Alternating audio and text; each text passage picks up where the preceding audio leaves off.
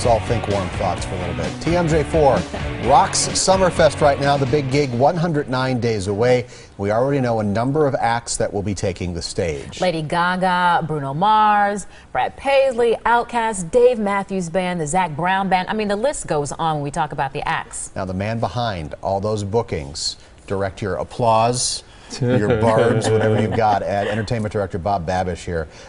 Okay, let's just let everybody know, you got 8 announced. I've got 8 announced. 3 slots open. One of them you can't say yet. One is done. We'll probably get that, announce that sometime beginning of April. Okay. Is it a big one? Yeah, it's a big one. Okay. And then we've got 2 more that we're waiting for answers on. And one of those we've been waiting since probably November. I know you have a blog where you kind of tell people, you know, who you've got coming, how is it all done, but people sometimes ask you for bands that come back, you know, that happened the year before. Can you tell people how you kind of decide who to ask to come to Summerfest? Yeah, we talk a little bit about that on that blog that we do, but we try to keep the lineup as eclectic as possible, a little something for everybody. You know, and we bring some people back occasionally, you know, maybe for a year, maybe for 2 if they're a daytime act.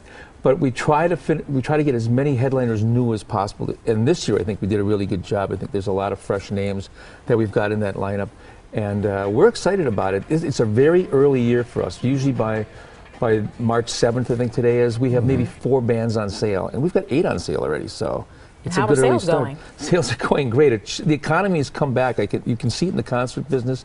People are starting to buy tickets again.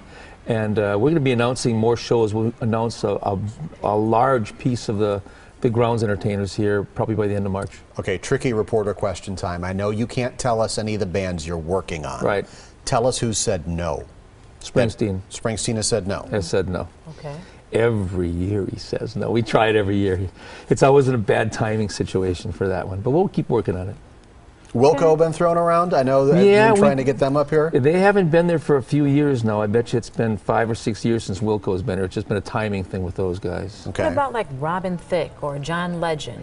Oh, John Legend was there a few years ago also. It just isn't working in the time that we need it right now. It hasn't worked for us, but down the line we'll get it. Okay. The woman steering the ship today, live at 4, wants to know why Bob Seger isn't here well, I've tried for Bob Seger many times. We've worked on Bob Seger dates, and one year it was going to happen, then actually recently, it was going to happen, then it wasn't going to happen, then it was going to happen, then it wasn't going to happen, then it was going to happen, and then finally it wasn't going to happen. Literally, it happened 6 or 7 times like that. Wow. In a 6-month time period. It's so.